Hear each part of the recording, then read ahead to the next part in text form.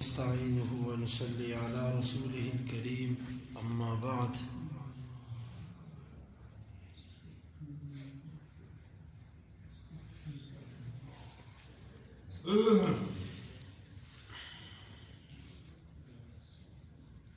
امام بخاری فرماتے ہیں کہ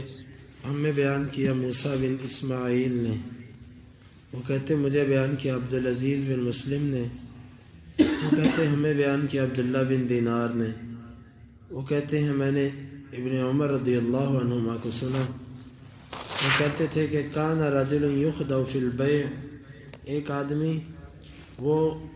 خرید و فروخت میں دھوکہ دیا جاتا تھا۔ فقال له النبی صلی اللہ علیہ وسلم، تو اللہ کے نبی صلی اللہ علیہ وسلم نے اس سے کہا اذا بایعت فقل لا خلابۃ،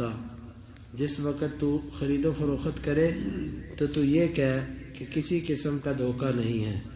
فکان یقولہ، پس وہ اسے کہا کرتا تھا۔ اس حدیث کا مطلب اور مفہوم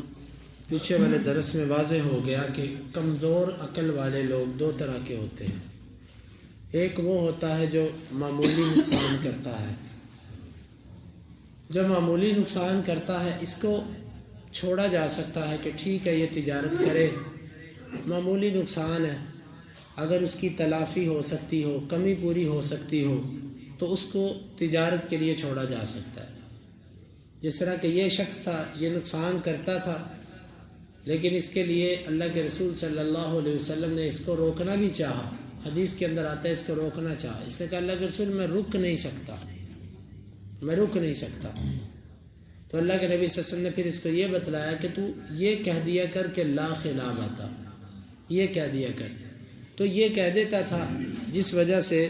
اس کی تجارتی معاملات پر پابندی نہیں لگی، اگر خسارہ ہوتا تو سودا واپس ہو جاتا۔ لیکن اس کے برعکس اگر کوئی بندہ بہت زیادہ نقصان کرتا ہو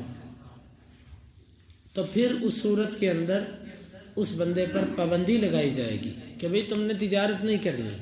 کیونکہ تم جتنے کام کرتے ہو تم ہر کام کے اندر خسارہ اٹھاتے ہو، اب تم نے کام نہیں کرنا، تم ملازمت کر لو، یا تم نے کوئی بھی خرید و فروخت کرنی ہے تم نے کسی کے واسطے سے کرنی ہے۔ تو یہ ہے ان دونوں معاملات کے اندر تطبیق کہ یہاں پر اس بندے کا نقصان اتنا زیادہ نہیں تھا، اس لیے آپ صلی اللہ علیہ وسلم نے اس کو یہ بتلا دیا کہ لا خلابۃ کہہ کر تم تجارت کیا کرو۔ تو باقی مسئلہ وہی ہے کہ اگر کمزور عقل والا آدمی یا وہ بندہ جو انتہائی مقروض ہے اور مفلس ہے وہ صدقہ کرے تو اس کے صدقے کو اور اس کے معاملے کو رد کیا جا سکتا ہے، جس طرح کہ اگلی حدیث کے اندر آ رہا ہے کہ امام بخاری کہتے ہیں ہمیں بیان کیا عاصم بن علی نے، وہ کہتے ہیں ہمیں بیان کیا ابن ابی ذئب نے، وہ محمد بن المنکدر سے، وہ جابر رضی اللہ عنہ سے کہ بے شک ایک آدمی اعتق عبدا لہ، اس نے اپنے ایک غلام کو آزاد کیا، لیس لہ مال غیرہ، اس کے لیے اس کے سوا کوئی مال نہ تھا، فرد النبی صلی اللہ علیہ وسلم فبتاعہ منہ نعیم بن النحام، تو نبی صلی اللہ علیہ وسلم نے رد کر دیا اس سے، بس آپ نے اس کے غلام کو بیچ دیا اور اس کو نعیم بن نحام نے خریدا تھا۔ یہ بات بھی پیچھے گزری ہے کہ ایک بندے کا ایک ہی غلام تھا، اس نے کہا کہ جب میں فوت ہو جاؤں تو یہ آزاد۔ نبی صلی اللہ علیہ وسلم نے اس بات کو ناپسند کیا کہ تو اپنی ساری وراثت جو ہے وہ اپنے ہاتھوں سے تقسیم کر کے فوت ہو جائے، یہ درست نہیں ہے۔ آپ نے فرمایا یہ غلام میرے سے کون خریدے گا؟ تو ایک شخص تھے نعیم بن نحام، انہوں نے اس غلام کو خرید لیا۔ دیگر شروحات میں ہے کہ 800 درہم کے اندر یہ غلام خریدا گیا، تو نبی صلی اللہ علیہ وسلم نے وہ 800 درہم اس کو دے دیا کہ تو اپنی ضرورت میں اس کو صرف کر لے۔ تو یعنی کہ یہ بھی اسی باب سے تعلق رکھتا ہے کہ اگر کوئی بندہ اپنی ساری جائیداد وقف کر جائے تو اس کو رد کیا جائے گا، بعض دفعہ تو اس کا تیسرا حصہ جو ہے وہ دیا جا سکتا ہے اللہ کے راستے میں، اور بعض دفعہ اگر وہ بندہ زندہ ہے تو پھر سارے کا سارا رد کیا جائے گا۔ اب یہاں پر غلام اللہ کے نبی نے بیچا آپ نے یہ نہیں کہا کہ چلو تیسرا حصہ اللہ کے راستے میں دے دو، باقی 2 حصے رکھ لو، آپ نے سارے کا سارا اس کو واپس کر دیا۔ یوں آج اگر کوئی بندہ اپنی ساری پراپرٹی جو تھوڑی بہت ہی بچوں کی ضرورت کی ہے وہ اس کو وقف کر جائے تو دیکھا جائے گا کہ بھئی یہ چیز تو ساری اس کے بچوں کی ضرورت ہے، استعمال کی ہے، تو وہ ساری کی ساری واپس ہو سکتی ہے۔ لیکن اگر کسی بندے کے پاس پیسے وافر ہیں، اس کی پراپرٹی زیادہ ہے، تو پھر یوں تقسیم کی جا سکتی ہے کہ اس کی وصیت کا تیسرا حصہ نافذ کیا جائے گا اور 2 حصے اس کو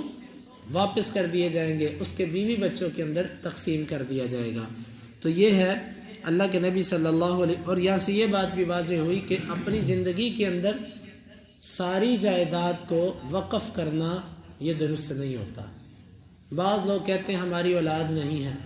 اس لیے ہم ساری زمین اللہ کے راستے میں دے رہے ہیں، مسجد کے لیے وقف کر رہے ہیں۔ لیکن اگر اولاد نہ ہو تو اللہ تعالیٰ نے بہن بھائیوں کو وارث بنایا، اللہ تعالیٰ نے دیگر وراثاء دیے ہیں، تو یہ طریقہ درست نہیں ہے کہ بندہ منہ بولے بیٹے کے نام ساری جائیداد کر دے، منہ بولی بیٹی کے نام ساری جائیداد کر دے، یا بندہ ویسے وقف کر جائے، یہ غلط طریقہ ہے۔ اللہ رب العالمین سے دعا ہے کہ اللہ تعالیٰ ہمیں ان مسائل کو سمجھنے کی اور ان کے مطابق زندگیاں گزارنے کی توفیق عطا فرمائے۔ اللہم انفعنا بما علمتنا وعلمنا ما ينفعنا وزدنا علما وآخر دعوانا ان الحمد للہ رب العالمین۔ 2414 اور 15